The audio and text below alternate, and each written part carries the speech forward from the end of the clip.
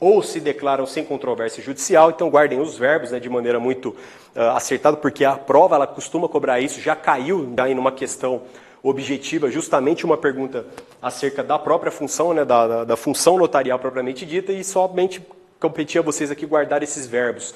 Então, acolher, interpretar e formalizar juridicamente a vontade das pessoas interessadas nos serviços do tabelião de notas. Intervir nos negócios jurídicos a que os participantes devam ou queiram dar forma legal ou autenticidade, redigindo os instrumentos adequados ou autorizando a sua redação, conservando-os e expedindo cópias fidedignas de seu conteúdo. Cuidado com esse inciso terceiro, tá? Essa intervenção nos negócios jurídicos do tabelião de notas nada mais é do que uma questão de assessoramento jurídico. Se uma pessoa comparece na serventia e ela simplesmente diz para o tabelião, eu quero transferir esse imóvel para o fulano. Aí o tabelião faz a pergunta, tá, tudo bem, será por uma permuta, será uma dação em pagamento, uma compra e venda, eventualmente uma doação. Aí a parte, suponhamos que seja um leigo, né, estritamente leigo mesmo na acepção da palavra, e ele menciona, não, eu não estou vendendo, doando nada, eu só estou transferindo o imóvel para ele.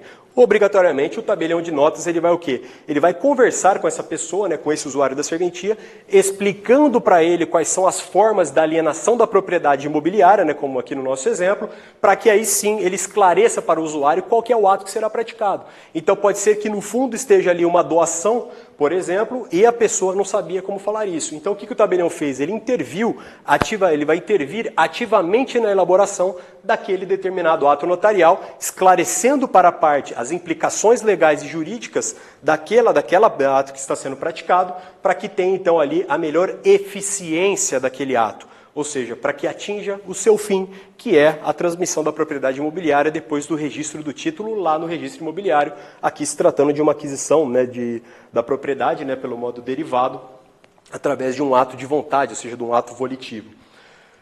E, ainda, também no inciso terceiro, conservando e expedindo cópias fidedignas de seu conteúdo. A expedição de cópias fidedignas do conteúdo é a expedição de certidões, tá? Que nós veremos mais à frente.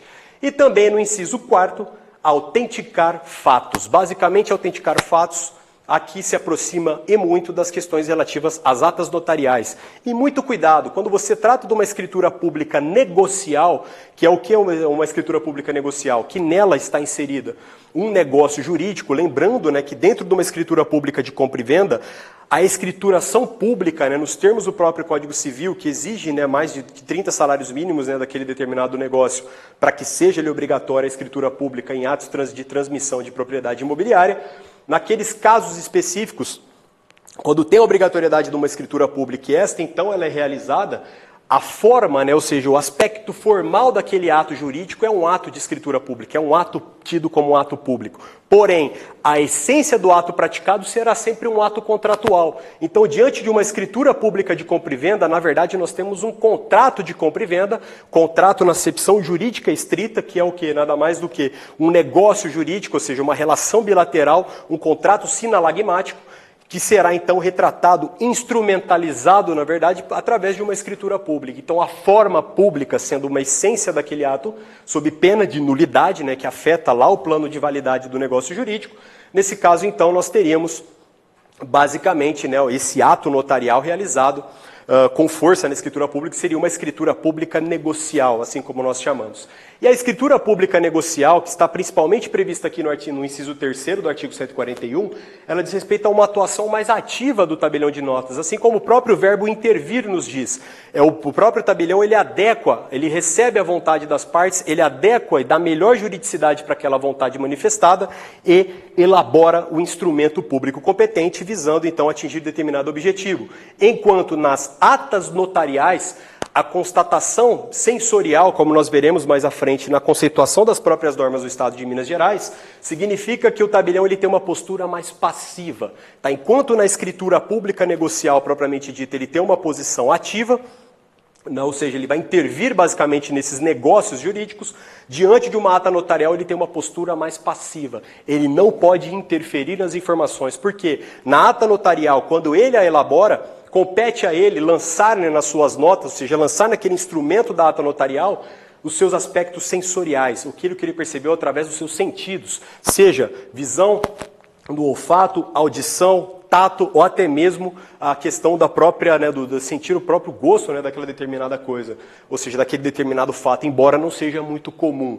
Tá? Então, até ele fazer uma descrição de um determinado cheiro, por exemplo, lógico, né, longe de uma atuação técnica, né, como se fosse um perito, não seria essa questão, seria, na verdade, uma constatação simples, como, por exemplo, um tabelião que comparece um determinado imóvel para testar que há, por exemplo, um vazamento de um determinado escoamento, né, de esgoto de um vizinho, que fica aquele cheiro, né, dentro de um determinado imóvel. Pode sim o tabelião chegar lá e falar que ele constatou naquele determinado local, por requerimento da parte, solicitação dela no comparecimento dele ali, que ele verificou que realmente há um cheiro atípico, né, ou seja, um odor atípico naquela localidade, que se assemelha muito aí ele faz uma descrição daquilo que seria uma descrição razoável, sem aprofundamento em níveis técnicos. Isso competiria, sem sombra de dúvidas, a um perito, né, que realizasse, na verdade, a constatação de teor, né, de determinadas substâncias, etc. Mas uma constatação geral numa ata notarial, o tabelião pode realizar sem problema nenhum. Uma questão de próprio barulho, né, ou seja, o som muito alto em um determinado imóvel, depois de um horário que seria considerado já um horário de descanso e de recato. Então ele vai lá e constata que realmente o volume, né, do ruído está acima dos padrões aceitáveis, que acaba incomodando, né, aqueles habitantes de uma determinada casa, por exemplo. Então, ou seja, mas de forma alguma ele manuseia. Tá? Ao meu ver, o tabelião ele não pode sequer abrir a porta do imóvel para entrar. Isso deve ser sempre providenciado por aquele que solicita.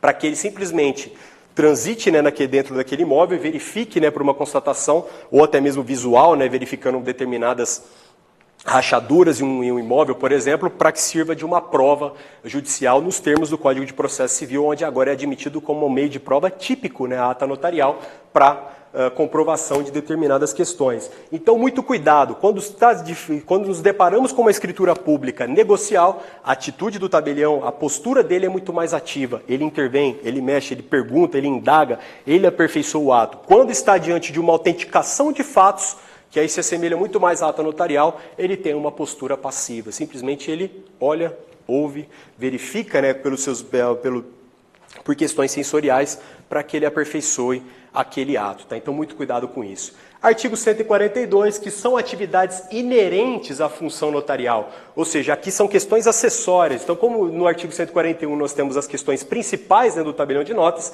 a 142, na verdade, são questões acessórias.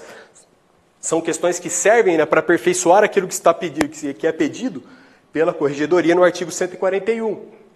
E, basicamente, são atividades inerentes à função notarial. Primeira delas, avaliar a identidade, a capacidade, cuidado, tá, com a terminologia capacidade, ainda prevista não só nas normas do Estado de Minas, mas em todas as questões normativas do Brasil todo, e ainda tem que ser equalizada essa questão da capacidade com o que postula lá no Estatuto da Pessoa com Deficiência, tá, onde ali teve uma certa relativização acerca da constatação de uma eventual incapacidade. Então, hoje nós temos um leque muito mais amplo, né, do que é capacidade, tornando a pessoa incapaz somente em situações excepcionalíssimas.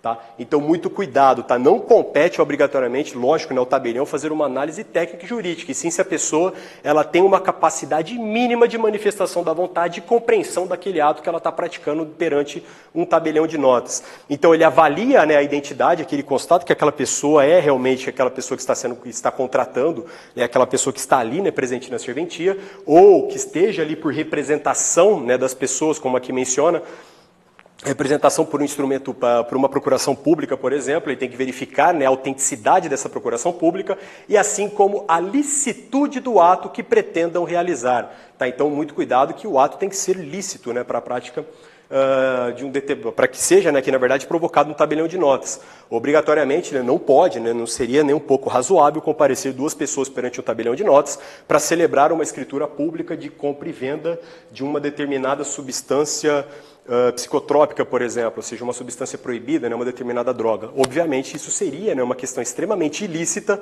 e não compete ao tabelião para praticar esse ato por uma questão de licitude, ou seja, ele tem que praticar atos que são previstos e resguardados pela própria lei.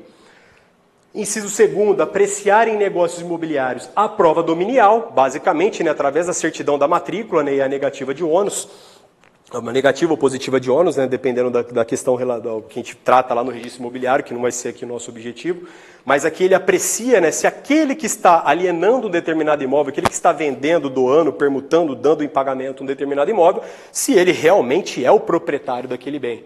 Ou seja, isso tem que ser proprietário, eventualmente previsto, descrito na própria matrícula, ou ainda que a pessoa pelo menos apresente um título que esteja pendente de registro, que seria uma questão excepcionalíssima da lavratura de uma escritura pública referente à venda de uma pessoa que ainda não tem a propriedade aperfeiçoada lá no registro imobiliário. Porque, lembremos-nos que o Código Civil de 16 permitia a venda de um determinado bem imóvel, a venda chamada venda non domino, ou seja, aquele que não era proprietário vendendo uma determinada coisa que futuramente ele pretendia adquirir. Porém, o nosso Código